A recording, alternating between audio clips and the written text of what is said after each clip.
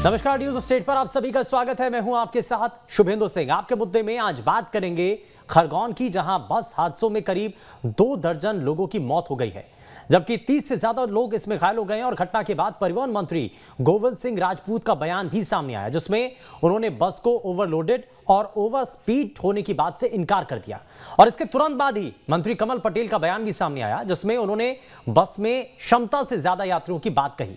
घटना पर विपक्ष की ओर से भी बयान सामने आए हैं और आज चर्चा इसी मसले पर कि हादसे का असल मायने में जिम्मेदार कौन है, पिछले हादसों से आखिर सबक क्यों नहीं लिया गया, 32 सीटर बस में क्षमता से ज्यादा यात्री आखिर सफर कैसे कर रहे थे, ओवरलोडिंग करने वाली बस पर प्रशासन की नजर क्यों नहीं गई, और ऐसे ही बहुत सारे सवाल हैं। इन तमाम सवालों का जवाब तलाशेंगे। साथ में हमारे खास मेहमानों का एक बड़ा पैनल जुड़ने जा रहा है, लेकिन सबसे पहले एक रिपोर्ट आपको दिखाते हैं।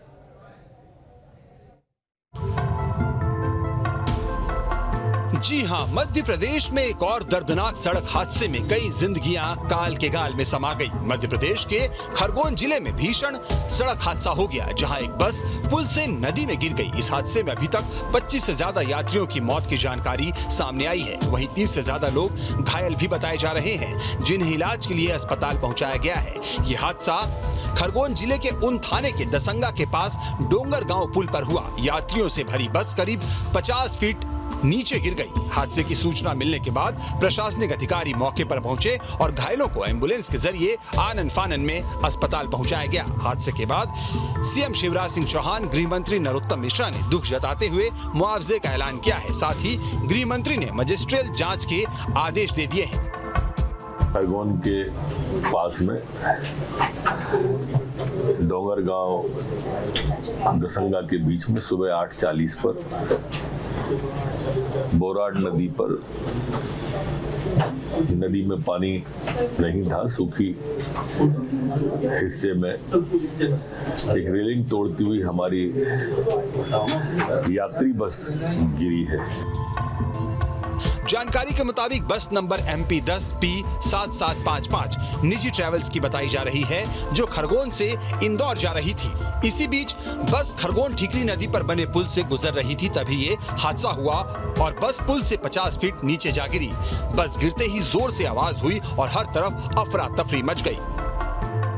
बस की फिटनेस, बीमा वगैरह की जांच कराई है, वो सही पाए गए। बस में क्षमता से अधिक यात्री नहीं थे, ये भी हमने अभी प्राथमिक जांच कराई है, क्योंकि बस जो है, बस की कैपेसिटी 35.2 थी। उधर हादसे पर प्रधानमंत्री नरेंद्र मोदी, गृह मंत्री अमित शाह और मुख्यमंत्री शिवराज सिंह चौहान समेत सभी लोगों ने संवेदना जताई है। मध्य प्रदेश सरकार ने खरगोन बस दुर्घटना में मृतकों के परिवारों को 4-4 लाख रुपए, गंभीर रूप से घायलों को 50-50 हजार रुपए और मामूली रूप से घायलों को 25-25 हजार रुपए की आर्थिक सहायता देने की घोषणा की है।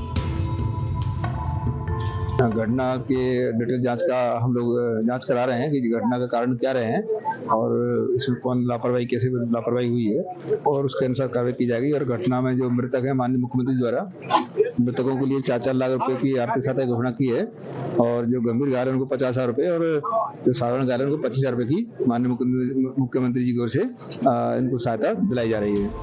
हालांकि मध्य प्रदेश में इससे पहले भी ऐसे कई हादसे हो चुके हैं, लेकिन हर बार बात आई गई होती रही और एक के बाद एक ऐसे हादसे होते चले गए। खरगोन से मिथिलेश गुप्ता के साथ टीम न्यूज स्टेट।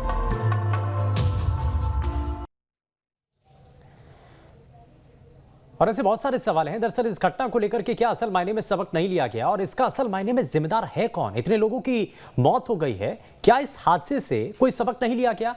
क्या सिर्फ इस मामले में भी ढुलमुल रवैया देखने को मिलेगा? बहुत सारे सवाल हैं। जरा ऐसे सवालों के साथ कार्यक्रम की शुरुआत करते हैं, लेकिन सबसे पहले आज के खास पैनल से आपको मिलवा देते हैं। हमारे साथ रिटायर्ड आरटीओ कैलाश थापक जी कार्यक्रम में जुड़ चुके हैं, बहुत स्वागत है सर आपका।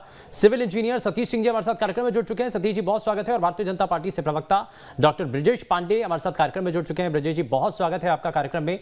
और शुरुआत में आपसे ही करना चाह रहा हूँ डॉक्टर ब्रजेश पांडे जी, जिस तरीके से ये घटना होती है, ये हादसा होता है, 25 से ज्यादा लोगों की इसमें मौत हो जाती है, 30 से ज्यादा लोग इसमें घायल बताए जा रहे हैं। सवाल ये कि असल मायने में इसका जिम्मेदार कौन है? क्योंकि एक तरफ प्रभारी मंत्री जब आते हैं वो कहते हैं कि इसमें ओवर स्पीडिंग हो रही थी और लिमिट से ज्यादा, तय संख्या से ज्यादा इस बस के अंदर लोगों को सवार करवा दिया गया था। आरटीओ के ऊपर कार्रवाई तो कर दी गई, लेकिन सबक क्यों नहीं लिया जा रहा है? देखिए सिविन साहब, सबसे महत्वपूर्ण बात है कि ये बहुत ही गंभीर, बहुत ही दुखद और बहुत ही त्रासद भरी घटना है और इस घटना की जितनी भी निंदा की जाए वो कम है, क्योंकि जिस तरह से हम लोग के पास आउटपुट आ रहे हैं, उस तरह से ड्राइवर पहले लेफ्ट साइड से गाड़ी को लेके जा रहे थे। अचानक ऐसी क्या स्थिति बन गई कि लेफ्ट से उनको राइट तरफ गाड़ी ले जाना पड़ा। रेलिंग तोड़ के गाड़ी उस खाई में जाके, पुल में जाके गिर गई। बहुत सारे कारण हैं, अभी तो घटना के सब जांच रिपोर्ट आने के बाद पता चलेगा। लेकिन इतना ज़रूर है कि इस तरह की घटनाएँ जब होती हैं तो समूचे प्रदेश की 8.5 करोड़ जनता के मन में ये सवाल पैदा होते हैं और ये हम सब लोग को पीड़ा देते हैं। इसके बाद तो कम से कम जो भी जिम्मेदार अधिकारी हैं, इनको इस मामले में सतर्कता बरतनी चाहिए। अब जो खबरें आ रही हैं, ये भी खबरें आ रही हैं, आपके कुछ चैनल के रिपोर्टर मित्रों ने हमारी खबरें दिखा रहे हैं लगातार कि उस बस का परमिट भी खत्म हो गया था, उसके बाद भी वो बस चल रही थी उस रोड में। सारी चीज़ों को देख कर के प्रदेश के मुख्यमंत्री माननीय शिवराज सिंह चौहान जी ने वहाँ के आरटीओ को तत्काल सस्पेंशन करने का ऑर्डर पास किए। उसके साथ-साथ और भी जो जिम्मेदार अधिकारी हों, उनके ऊपर भी कड़ी कार्रवाई की जाएगी। लेकिन बावजूद इसके सर, बात ये है कि ये पहला हादसा नहीं हुआ है। मध्य प्रदेश के अंदर इससे पहले भी कई बार हादसे हो चुके हैं और इंदौर के आसपास ही खलकाट में भी हादसा हुआ, इससे पहले तमाम दूसरी जगहों पर भी हादसे हो चुके हैं। लेकिन इन हादसों से सबक क्यों नहीं लिया जा रहा है? एक के बाद एक इसी तरीके से हादसे होते हैं, क्यों? बिल्कुल, मैं आपके प्रश्न से सहमत हूँ और मैं वही बात पूरा करने जा रहा था कि इस तरह की घटनाएँ जब होती हैं तो वो किसी पार्टी या व्यक्ति विशेष से संबंधित नहीं हुआ करती।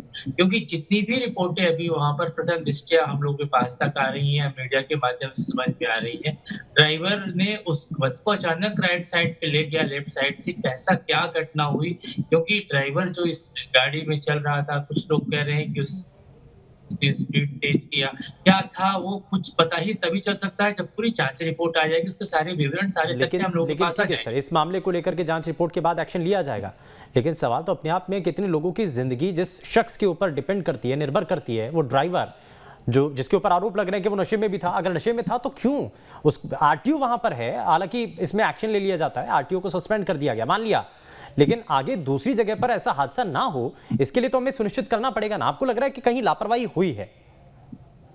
मैं आपकी बात से सख्त प्रतिशत सहमत हूँ। अगर लापरवाही न होती तो इतनी बड़ी घटना न होती। पर इसमें जब तक विस्तृत जांच रिपोर्ट नहीं आ जाएगी सुबिन साहब, तक इस चीज के बारे में हम या आप कोई भी प्रोडिक्शन नहीं कर सकता। हम तो सिर्फ इतना ही कह सकते हैं कि जो भी जिम्मेदार अधिकारी होंगे, कितने भी बड़े होंगे, उनको किसी को नहीं बख्शा जाएगा, क्योंकि हर व्यक्ति की जान कीमती है, हर व्यक्ति की जिंदगी। जो भी लोग इसमें से 24 लोग जो है काल के कुगाल में समा गए, किसी एक व्यक्ति की गलती की वजह से ड्राइवर नशे में था तो उसकी जांच होनी चाहिए। और सबसे बड़ी बात है, आरटीओ को सस्पेंशन के साथ साथ और भी अधिकारी, जो भी लोग इतनी अगर बस ओवरलोडेड थी, जांच में ये भी आएगा, उन सबके खिलाफ भी जांच करनी चाहिए। मैं तो इस बात से आपके सहमत हूं। आगे भी इस तरह के हादसे न हो, इसको लेके सरकार को कोई स्पष्ट गाइडलाइन बनाना पड़ेगा और सरकार इस दिशा पर विचार। ठीक है, यानी कि इस दिशा में भी काम किया जाएगा और कुछ अलग से गाइडलाइन बनाने की जरूरत पड़े तो वो भी बनाई जाएंगी, लेकिन सड़क हादसों में कमी लाने के लिए प्रयास तेजी के साथ किए जाने की जरूरत है। रिटायर्ड आरटीओ हमारे साथ कैलाश तापक जी लगातार कार्यक्रम में बने हुए हैं। कैलाश जी, बहुत सिस्टम को आपने बहुत करीब से देखा है, आप इतने लंबे समय तक रहे भी हैं, आपने बहुत चीज़ों को देखा भी, लेकिन इस मामले के अंदर अगर देखा जाए या सड़क हादसा होता है, लापरवाही किसी की हो, लेकिन आरटीओ के ऊपर एक्शन हो जाता है, आरटीओ को सस्पेंड कर दिया गया, लेकिन क्या सिर्फ ये कार्रवाई यहीं तक सीमित आपको नजर आती है या सिर्फ ये लापरवाही यहीं तक सीमित नजर आती है? लापरवाही कहीं और भी थी जो कि अभी तक नजर से अलग है? मैं इसको आज टॉपिक को दूसरे से शुरू करता हूँ कि ये दुर्घटनाएं होती क्यों हैं। हाँ। या पैसेंजर बसें दुर्घटनाएं क्यों कर रही हैं। जी, एक तो वाहन फिजिकल फिट नहीं होती है, उनके पास फिटनेस का सर्टिफिकेट तो होता है, और ये कहने में भी मुझे कोई संकोच नहीं है जो फिटनेस देने वाले अधिकारी है वो टेक्निकल फिट नहीं है या टेक्निकल ट्रेन नहीं है, टेक्निकल एक्सपर्ट नहीं है। तो पेपर में तो फिटनेस है और वो गाड़ी फिट है या नहीं, पहला कारण है। दूसरा कारण ये है कि ड्राइवर नशे में भी गाड़ी चलाते हैं। तीसरी, इसका एक्सीडेंट का कारण ये भी है, ड्राइविंग करते समय ये मोबाइल पे गाड़ी वाहन चलाते हैं, रोड की परिस्थिति के अनुसार ड्राइविंग नहीं करते हैं, वाहन ओवरलोड करते हैं, रेस एंड नेग्लिजेंसी से ड्राइविंग करते हैं, और पैसेंजर के पकड़ में बहुत पहले ये तय किया गया था कि जो लंबे रूट की गाड़ियां हैं उन्हें छोटी गाड़ियों को परमिट ना दिए जाएं। हाँ। इनके व्हील बेस होता है बसों के अंदर, जिनमें अगले पहिए और पीछे पहिए के बीच में गैप रहता है। जितने पहियों का व्हील बेस डिस्टेंस जितनी बड़ी बनी रहती है उनमें एक्सीडेंट के चांसेस कम रहते हैं। ठीक है। अब ये गाड़ी किस कारण एक्सीडेंट हुई है ये तो घटना स्थल से ही पता किया जा सकता है। हाँ। अगर ये गाड़ी चढ़ाई पर चढ़ते हुए गिरी है तो स्थिति कोई दूसरी होगी, सीधी अगर पुल पे से जा रही है भिड़ी है तो स्थिति कोई दूसरी होगी। तो ये बहुत सारी स्थितियां हैं। अच्छा, जिसके बारे में आप सर कह रहे हैं ना, जिसके बारे में आप कह रहे हैं कि बस की जो साइज है या उसकी जो सीटिंग कैपेसिटी है उसके अकॉर्डिंग उसके किलोमीटर की क्षमता होती है। यानी कि अगर 32 सीटर बस है जिसके अंदर 32 लोगों के बैठने की कैपेसिटी है तो उसमें कितने किलोमीटर वो बस सफर कर सकती है आधिकारिक रूप से? अगर ये दुर्घटनाएं रोकनी है तो गाड़ियां बहुत प्रॉपर फिट होनी चाहिए। उसके बाद में तो ये देखने की बात है ड्राइवर नशे में है कि नहीं है, मोबाइल चला रहा है कि नहीं चला रहा है। हाँ। या उसने किस तरीके से गाड़ी चलाई, या कभी ऑल ऑफ ए सडन भी हो जाता है गाड़ी पे जा रहे हैं सामने से कोई जानवर आ गया, ब्रेक लगाते हुए गाड़ी एक तरफ से स्किड हो गई, एक तरफ को चली गई, तब भी दुर्घटनाएं हो जाती हैं।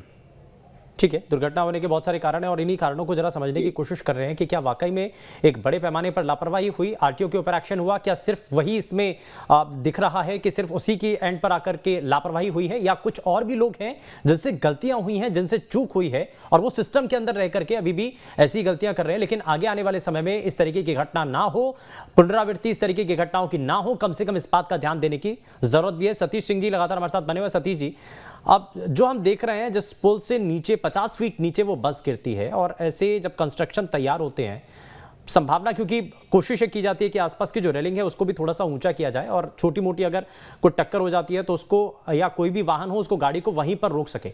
लेकिन ये भी नजर आता है जिस रफ्तार के साथ वो बस आती है, रेलिंग तोड़ करके नीचे चली जाती है, तो यानी कि स्पीड ज्यादा होगी। इस बात से यही अंदाजा लगाया जा सकता है।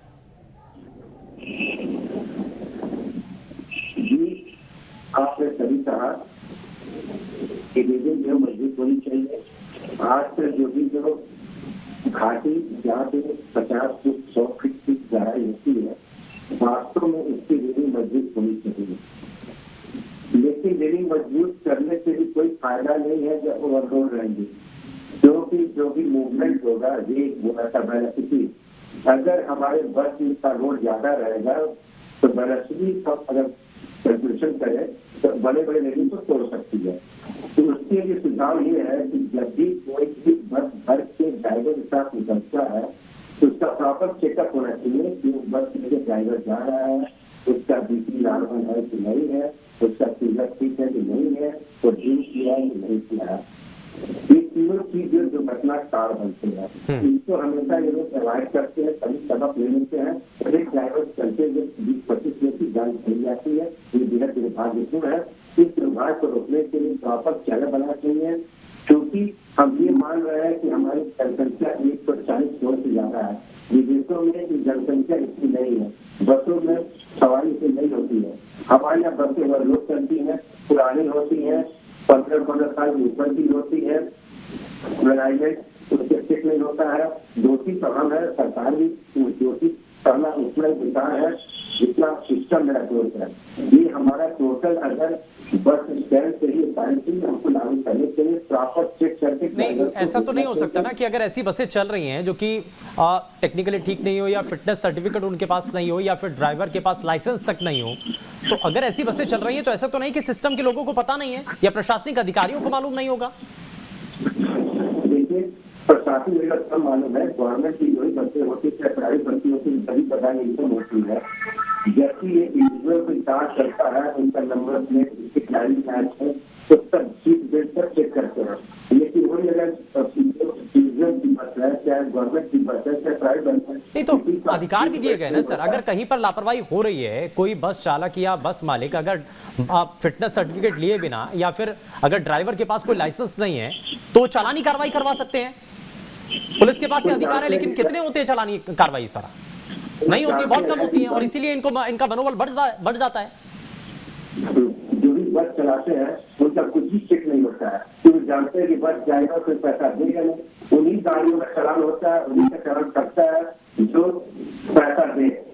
आरटीओ वाले भी उसी गाड़ी को देखते हैं कि बाहर का नंबर प्लेट है, बाहर की गाड़ी है, सीट बेल्ट लगाया है, हेलमेट नहीं लगाया है, जबकि जो प्राइवेट गाड़ियां जनरल गाड़ियां होती है, इन पर छुट्टी नहीं होती है। ये योजना बना करके इन पर खेती करना चाहिए, फिर इसको गंतव्य रूप से इनको देना चाहिए। और अक्सर जहाँ पे नहीं लगती है जो सारी फर्क पड़ता है। ये वाजिब सवाल है। आखिर ऐसी घटनाएं क्यों हो रही हैं? प्रशासन के पास जानकारी होने के बाद भी एक्शन क्यों नहीं लिया जाता है? बहुत सारे ऐसे सवाल हैं, इन्हीं के साथ जरा आगे बढ़ता हूं। और इस बीच हमारे साथ कांग्रेस पार्टी के प्रवक्ता संतोष परियार जी हमारे साथ कार्यक्रम में जुड़ चुके हैं। संतोष जी, बहुत स्वागत है आपका कार्यक्रम में, लेकिन एक जरा जल्दी से रिएक्शन में आपसे लेना चाह रहा हूँ। देरी बेशक आपने कर दी है, लेकिन आप ये बताइए कि जिस तरीके का ये हादसा हुआ है, बहुत सारे सवाल उठ रहे हैं और कांग्रेस पार्टी के नेता तो ये कह रहे हैं कि क्योंकि वहां स्थानीय विधायक की तरफ से भी कहा गया कि साहब इसमें सीटिंग कैपेसिटी कम थी, लेकिन उससे ज्यादा संख्या में उस बस के अंदर लोगों को बिठाया गया था। हालांकि मंत्री महोदय की तरफ से जो स्टेटमेंट दिया जाता है, परिवहन मंत्री की तरफ से अलग बोला जाता है, वो कहते हैं कि 37 लोग इस बस के अंदर सवार थे, लेकिन दूसरी तरफ जो प्रभारी मंत्री हैं वो कहते हैं कि नहीं जी, इसमें लोग जो हैं उसमें तय मानक से ज्यादा लोग उस बस के अंदर बिठाए गए थे। तो दो चीजें वहां पर सामने आती हैं। इस हादसे को लेकर के आपको क्या कहना है? आपको क्या लग रहा है कि लापरवाही कहां पर? हालांकि एक आरटीओ के खिलाफ कार्रवाई की जा चुकी है, सस्पेंड कर दिया गया, क्या वो काफी है?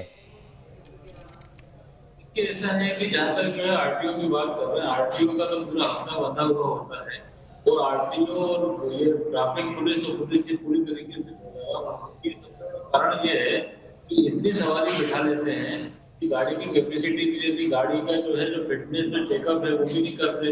तो हर साल भर में फिटनेस चेक करा जाता है ना, और ये सब कई चीजें लापरवाही, घोर लापरवाही, इसकी जांच करना चाहिए। जांच के बाद जो कड़ी कार्रवाई करना चाहिए, क्योंकि हो सकता है कि गाड़ी चलने लायक ही नहीं हो, ये भी तो जांच का विषय है ना। गाड़ी बहुत पुरानी कंडम पड़ी हुई, ब्रेक नहीं लगा हो, क्या परिस्थिति हो, पुलिस प्रशासन को तो आरटीओ है। नहीं, मेरा सवाल ये है कि इसमें एक आरटीओ को सस्पेंड कर दिया गया है, क्या ये एक्शन काफी है या इसमें आपको कुछ और भी नजर आता है? देखिए, आरटीओ को सस्पेंड करना इसका हल नहीं है, हल इसकी जांच करना चाहिए, क्योंकि 29 लोगों की जान गई है। हाँ। जान कोई ऐसे सामान्य वो नहीं है, किसी की अगर जान चली जाए और उसके अंदर बहुत जांच करना चाहिए। जो भी इसके खिलाफ हो, जिसने गलत फिटनेस दी हो, जांच करी हो, उसके खिलाफ कठोर कार्रवाई करना चाहिए, क्योंकि विषय जो है मौत से जुड़ा हुआ विषय है, जिसमें लोगों की जानें गई हैं, 29 जानें चली गई हैं। तो इसके अंदर प्रशासन को बहुत गंभीरता से लेके इसके अंदर कार्रवाई करना चाहिए, ये बहुत जरूरी हुआ है। ठीक है, ये बड़ा जरूरी मामला है और इसमें जो भी लोग संलिप्त हैं या जिसकी भी इसमें लापरवाही, उनके खिलाफ एक्शन होना चाहिए। लेकिन डॉक्टर ब्रजेश पांडे जी, 2023 का मामला है, सीधी में फरवरी के महीने में एक सड़क हादसा होता है, ट्रक ने बस को टक्कर मार देती है और उसमें 14 लोगों की मौत हो जाती है। और कुछ इसी तरीके से 2022 में, उससे पहले धार में नदी में एक बस गिर जाती है, यह हादसा होता है। फरवरी 2021 में सीधी में एक बार फिर से सड़क हादसा होता है। 2018 का एक मामला है, इंदौर में स्कूल बस दुर्घटनाग्रस्त हो जाती है। ये एक सिलसिलेवार तरीके से बहुत सारी ऐसी घटनाएं हैं जो बता रही हैं कि सड़क हादसे कितने हो रहे हैं और हर एक साल के बाद एक बड़ा सड़क हादसा हुआ है। उसके बावजूद भी हम सबक क्यों नहीं ले पा रहे हैं? चाहे वो लाइसेंस देने की बात हो, चाहे वो फिटनेस सर्टिफिकेट देने की बात हो, चाहे वो ड्राइवर की, क्योंकि सवाल ये भी उठाए जा रहे हैं कि ड्राइवर क्या नशे में नहीं चलाते हैं प्राइवेट बस चालक? तो इसको लेकर के जांच कौन करेगा, उनके ऊपर मॉनिटरिंग करेगा कौन? सुमित साहब, बड़ा वाजिब सवाल आपने उठाया है, क्योंकि आपने जितने भी दृष्टांत दिए हैं, चाहे वो सीधी का मामला हो, चाहे मंडला का मामला हो, चाहे जबलपुर का मामला हो, चाहे छिंदवाड़ा का मामला हो, चाहे ये आज वाला मामला हो, ये सारे मामले में अलग अलग घटनाएं हैं, अलग अलग बहुत सारे तथ्य सामने आए हैं और जांच में भी अलग अलग बातें आई। कहीं पर जांच के कारण कुछ निकले हैं, जांच के बाद कहीं पर कुछ निकले। लेकिन मेरा कहना यह है कि जितने भी इस तरह के हादसे हुए, निश्चित रूप से बहुत ही दुखद है, बहुत ही त्रासद भरे, और इसमें जो भी दोषी अधिकारी हो, इनके खिलाफ सरकार सख्त कार्रवाई करती है। आरटीओ के पास सारे अधिकार होते हैं, आरटीओ इनके फिटनेस सर्टिफिकेट की जांच कर सकता है, आरटीओ इनके चालान काट सकता है। लेकिन क्यों नहीं हो रहे सर? काटने का अधिकार है, लेकिन क्यों नहीं काट रहे हैं चालान? और शायद अगर उनको रोक लिया जाता और तय संख्या से ज्यादा, क्योंकि उसमें ज्यादा से ज्यादा यात्रियों को भर के लेकर के जाया जा रहा था, तो शायद यह हादसा नहीं होता अगर उनको बीच में आरटीओ रोक लेते तो। सुविंद साहब, वही मैं आपसे कह रहा हूँ, देखिए विंध्य प्रदेश में अब तक 125 जो है वो पिछले 6 महीने में आरटीओ ने चालान काटे हैं। इस तरह से मालवा और मध्य भारत में अलग अलग क्षेत्रों में अलग अलग लोगों के चालान काटे गए हैं। लेकिन सवाल इस बात का है कि उसके बाद भी जैसे आज वाली जो सड़क हादसा है, जो आउटपुट आपके पास भी आ रहा है, जो आप लोगों के माध्यम से हम लोग को प्राप्त हो रहा है, इसमें ड्राइवर नशे की हालत में था। अब अगर कोई ड्राइवर ही नशे की हालत में है और वो बाएं साइड से दाएं साइड में ले जाकर के रेलिंग से बस को गिरा दे, उसके साथ उसके कुछ टेक्निकल फॉल्ट्स हो, तो उस पर सरकार क्या कोई भी व्यक्ति कुछ नहीं कर सकता। इसमें सबको एक नहीं सर, इसमें अगर देखिए गाड़ी कोई आम नागरिक चलाता है, अगर वो शराब पी करके गाड़ी चला रहा है तो उनका चालान कट सकता है ना, ये देखा तो जा सकता है। और इसके लिए बकायदा कोई एक हेल्पलाइन नंबर भी जारी कर देना चाहिए। बस के अंदर जो भी लोग सवार हैं, अगर उनको लगता है कि उनकी बस का ड्राइवर अगर नशे में है तो तुरंत उस हेल्पलाइन नंबर के जरिए प्रशासन को जानकारी दे सकते हैं। निश्चित रूप से मैं आपसे क्या कह रहा हूँ कि इसमें देखिए, इसमें सबकी सहभागिता थोड़ी थोड़ी होती है। अगर ड्राइवर नशे में था तो उसका चालान कट सकता है, चालान काटना चाहिए। लेकिन जो यात्री यात्रा कर रहे हैं, अगर ड्राइवर नशे में गाड़ी चला रहा है उनको भी रोकना चाहिए कि भाई तुम नशे में गाड़ी क्यों चला रहे हो, हम लोग की जिंदगी का सवाल है। इसमें सबका कोऑपरेशन चाहिए, एक व्यक्ति के बस की बात नहीं होती है। सरकार के साथ सबका कोऑर्डिनेशन चाहिए, सबकी सहभागिता से ही चीज का समन्वय होता है, तभी उसकी संरचना स्थापित होती है। और इस तरह के जहां भी हादसे होते हैं उसमें संतोष जी को जरा जोड़ लेता हूं। संतोष जी कुछ कहना चाह रहे हैं? इसलिए मेरा ऐसा मानना है इसमें मानवीय पहलुओं के साथ हम तो कह रहे हैं कि बहुत ही त्रासद है, बहुत ही दुखद है। इसको बड़ी गंभीरता से लिए इसमें आरटीओ को सस्पेंड किया और भी अधिकारियों के ऊपर कार्रवाई होगी। जो भी इसमें दोषी होगा उनके ऊपर कार्रवाई होगी। संतोष परियार जी बताइए। इसके लिए सरकार ने कमेटी गठित कर दी है, वो अपनी जांच रिपोर्ट दे दे, तब सारे तथ्य और तर्क। ठीक है संतोष परियार जी। देखिए क्या है, जो प्रशासन जो पूरी तरीके से जिम्मेदारी है,